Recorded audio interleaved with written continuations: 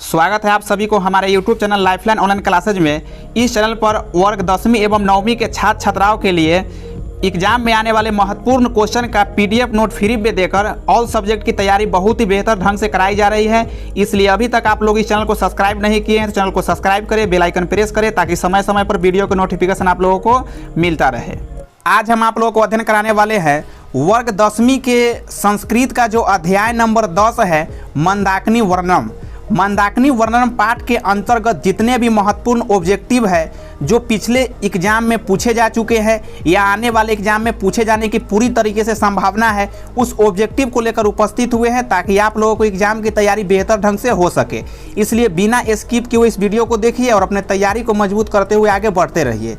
तो जैसा कि देख रहे हैं आप लोग का जो अध्याय है उस अध्याय के बारे में थोड़ा आप लोगों को परिचय करा देते हैं।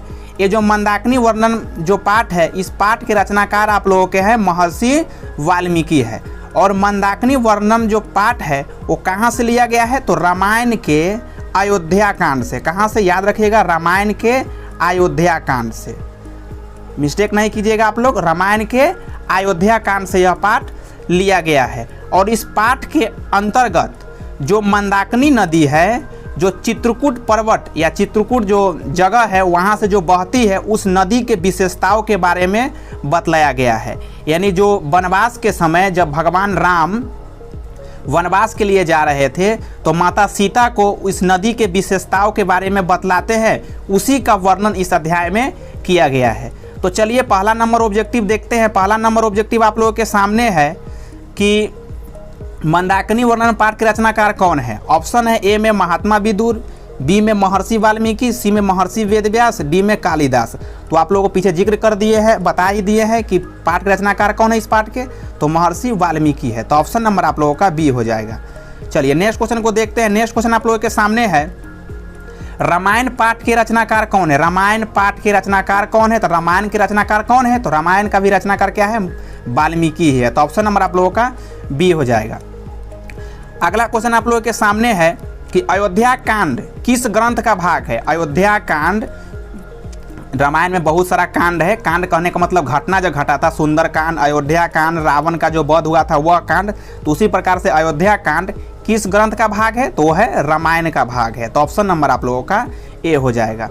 चलिए नेक्स्ट क्वेश्चन आप लोगों के सामने है रघुवंश काव्य की रचना किसने की है। रघुवंश काव्य की रचना किसने की है, तो ऑप्शन है यहाँ पर आप लोगों का महात्मा विदुर, बी में महर्षि वाल्मीकि, सी में महर्षि वेदव्यास, डी में कालिदास। तो रघुवंश काव्य की जो रचनाकार है वो है कालिदास। ऑप्शन नंबर आप लोगों का डी हो जाएगा। अगला क्वेश्चन आप लोगों के सामने है कि मंदाकिनी नदी किस पर्वत के निकट प्रवाहित होती है। मतलब मंदाकिनी नदी जो है वो किस पर्वत के निकट बहती है। प्रवाहित होने का मतलब बहती है। तो कहाँ बहती है, तो आप पीछे भी जिक्र कर दिए कि चित्रकूट। कहाँ हो जाएगा ऑप्शन आप लोगों का, तो ऑप्शन नंबर ए हो जाएगा चित्रकूट। चलिए नेक्स्ट क्वेश्चन आप लोगों के सामने है कि सीता रामचंद्र की थी। ये तो बहुत ही सिंपल क्वेश्चन, आप लोग भी जानते हैं सीता रामचंद्र की क्या थी, तो पत्नी थी। ऑप्शन है आप लोगों के सामने दिया था माता, पुत्री, बहन, डी में पत्नी। तो ऑप्शन नंबर आप लोगों का डी हो जाएगा पत्नी। अगला क्वेश्चन आप लोगों के सामने है कि मंदाकिनी नदी कहाँ है। मंदाकिनी नदी कहाँ है, अयोध्या में, चित्रकूट में, काशी में, वृंदावन में। तो मंदाकिनी नदी कहाँ पर है, तो चित्रकूट में। ऑप्शन नंबर आप लोगों का बी हो जाएगा।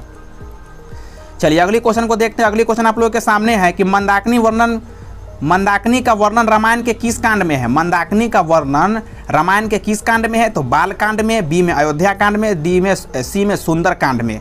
तो कहाँ पर है, अयोध्या कांड में, क्योंकि वनवास जाते समय मंदाकिनी नदी का वर्णन राम जी ने सीता जी के लिए किए थे। चलिए आगे की तरफ बढ़ते और अगला क्वेश्चन आप लोगों के सामने है कि मंदाकिनी वर्णन पाठ में किस नदी का वर्णन है। ये तो क्वेश्चन रिपीटेड क्वेश्चन है, पीछे भी आप लोगों को जिक्र कर दिए है कि किस नदी का जिक्र है, तो मंदाकिनी नदी का जिक्र है। तो ऑप्शन नंबर आप लोगों का सी हो जाएगा।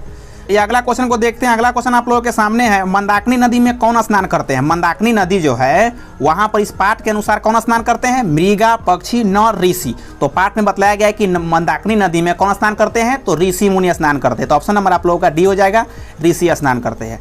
अगला क्वेश्चन आप लोगों के सामने 11 नंबर क्वेश्चन है मंदाकिनी राज की क्या दिखाती है। मंदाकिनी राज की क्या दिखाती है, हंस निमिव, नलिनी मिव, निर्झर निमिव, गृहिणी निमिव। तो ऑप्शन नंबर आप लोगों का बी हो जाएगा, नलिनी निमिव।